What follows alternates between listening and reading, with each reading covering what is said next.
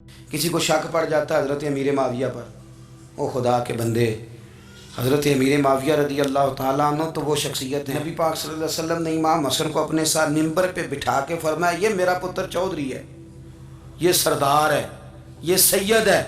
حضور کس طرح؟ فرمایا جب مسلمانوں کی دو جماعتیں لڑیں گی تو یہ صلح کرائے گا۔ تو وہ حضرت امیر معاویہ کی جماعت جس کے ساتھ حضرت امام حسن صلح کرے، تجھے کیوں نہیں قبول؟ بلا وجہ الجھتے ہو، بلا قدر وہ یزید کے ابا جی تھے، تو نوح علیہ السلام کا بیٹا بھی تو کافر تھا نا، تو کافر کا باپ ہونے کا معنی یہ ہے کہ آپ الزام لگا دیں گے؟ عجیب آپ بات کرتے ہیں۔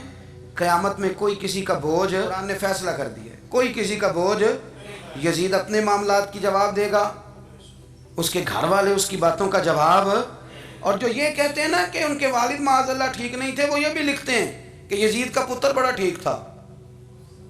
یزید کے بیٹا ہے جس کا نام معاویہ بن یزید ہے، یزید کے بعد لوگوں نے تخت پہ بٹھایا، 40 دن اس نے حکومت کی، اور لوگوں سے کہنے لگا کہ میں اس کرسی کے قابل ہوں، نہ میرا باپ قابل تھا۔ یزید کا پتر فرمایا نہ میں اس قابل ہوں، نہ میرا ابا قابل تھا، میں اس کرسی پہ کیسے بیٹھوں جس کے پایوں میں محبوب کی اولاد کا خون ہو؟ تلاش کر لو کوئی اپنا امیر، 40 دن کے اندر بندہ تلاش کر لو، میں اس قابل نہیں۔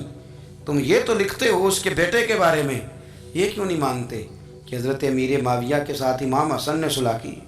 آپ بات کو سمجھیں۔ اور کچھ اتنے بیوقوف ہیں، اتنے نادان ہیں، ان کو کوئی اور بات نہیں ملتی تو کہتے ہیں امام حسین کو آنا نہیں چاہیے تھا، حکومت بن گئی تھی، یزید بیٹھ گیا تھا، معاذ اللہ۔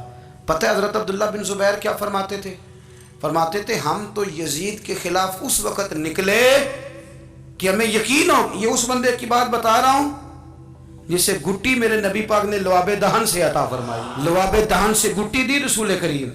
حضرت ابوبکر صدیق کے سے حضرت زبیر بن عوام جو حضور کی پھپھی کے بیٹے ہیں، ان کے بیٹے حضرت عبداللہ بن زبیر کہتے ہیں ہم تو یزید کے خلاف اس وقت نکلے کہ ہمیں ڈر تھا اگر اب بھی نہ نکلے تو آسمان سے پتھر برسیں گے، کہیں ہمیں سزا نہ ملی، اتنا بڑا مجرم، اور تم کہتے ہو امام حسین کو نکلنا نہیں چاہیے۔ تو خرابی ہوتی ہے میرے عزیز، خرابی ہوتی۔ آپ کو پتہ ہے میں ان مسائل پر کم بات کرتا ہوں لیکن ضروری بڑا سمجھتا ہوں، میں سمجھتا ہوں یہ ضروری چیزیں۔ مہربانی فرمائیں کسی جگہ بھی کسی ایک کے بارے میں بھی اپنے عقیدے میں کبھی کوئی کمزوری پیدا، کبھی نہ کوئی کمزوری پیدا، اتنی سی بھی بات کسی کی سننا، کسی کی کرنا، ہمارا منصب ہی نہیں، اور کچھ اور بیوقوف ہیں۔ میں یونیورسٹی میں تھا چند دن پہلے، تو لیکچر کے بعد ایک دوست مجھے کہنے لگے کہ مولوی ایک دوسرے کے پیچھے نماز نہیں پڑھتے۔ میں نے اس کو کچھ پیار کی دلیلیں بھی دی، محبت کی، اس کو کہتے ہیں الزامی جواب ہمارے اصول تفسیر میں۔ میں نے اسے کہا کہ ایک ڈاکٹر سے دوائی لے لیں، دوسرے کے پاس جائیں تو کہتے ہیں اسے تو پتہ ہی نہیں، تم غلط آدمی کے پاس چلے گئے۔ تو اس سے آپ کو ٹینشن نہیں ہوتی؟ یہ روز سیاستدان دھما چوکڑی مچا رہے ہوتے ہیں کہ فلانا چور ہے، فلانا چور ہے، تو اس سے نہیں ٹینشن، مولویوں کی ٹینشن ہے تمہیں؟ کہنے لگا جی نہیں، کیوں نہیں نماز پڑھتے؟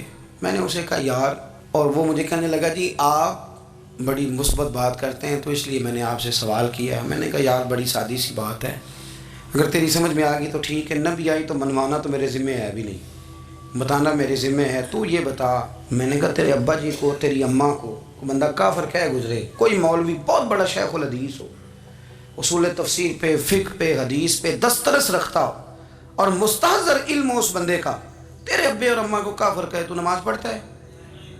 کہنے لگا نہیں۔ تو میں نے کہا جو میرے نبی پاک کے ماں باپ کو مشرک مانے،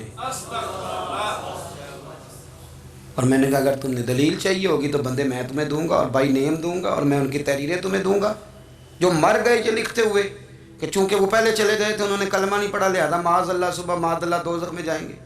تیرا حوصلہ پڑھتا ہے تو پڑھ نماز، میرا تو نہیں پڑھتا، میں کیسے پڑھوں؟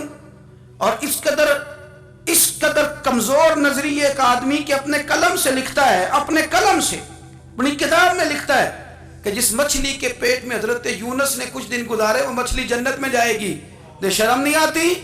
جس مچھلی کے پیٹ میں یونس چند دن رہے وہ جنت میں جائے گی، اور جس ماں کے پیٹ میں مدینے والے رسول 9 مہینے رہے، یہ حیا نہیں آتی تجھے بات کرتے؟ پھر بھی سمجھ نہ آئے تو ہم سے آ کے عقیدہ سن، ہو درود تجھ پہ بھی آمنہ، ہو درود تجھ پہ بھی، تیرے لال پر بھی سلام ہو، تیری گود کتنی عظیم ہے، تیری گود کتنی۔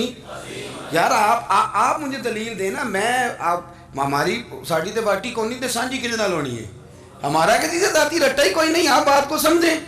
لیکن تجھے کوئی اور چیز لکھنے کو ملی کوئی نہیں، تو نے قلم اٹھایا اور تو تکلیف دیتا ہے نبی پاک کو. تو وصیت والدین کو معاذ اللہ یہ لفظ کہہ کے گزر جاتا ہے. اور ان کے نام دیکھو، آمنہ. نام کیا ہے؟ آمنہ. آمنہ نام کافروں جیسا ہے. اور والد کا نام کیا ہے؟ سبحان اللہ. عبداللہ کا معنی یہ کافروں جیسا نام ہے. مات ماری ہے. اور کتابیں لکھی جا رہی ہیں اور سیرت لکھی جا رہی ہے اور دلیلیں دی جا رہی ہیں. لوگوں کو خیال ہی نہیں آتا. عجیب فلسفہ ہے. 4 اقوال ہمارے بزرگوں نے لکھے ہیں نبی پاک کے والدین کے بارے میں. سب سے پہلے امام سیوطی فرماتے ہیں رسول کریم علیہ السلام نے فرمایا کہ پوری دنیا میں جب کفر رہتا ہے تب بھی 10 لوگ اللہ کی توحید پر ہمیشہ قائم رہتے ہیں. یہ نہیں ہو سکتا کہ ساری دنیا کفر سے بھر جائے.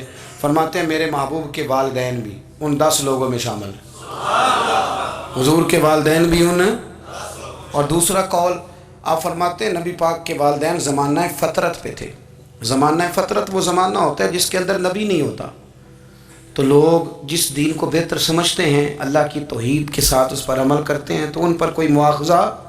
اور تیسری بات یہ کہ نبی پاک کے والدین حضرت ابراہیم کی ملت پر تھے، حضرت ابراہیم کے دین پر تھے.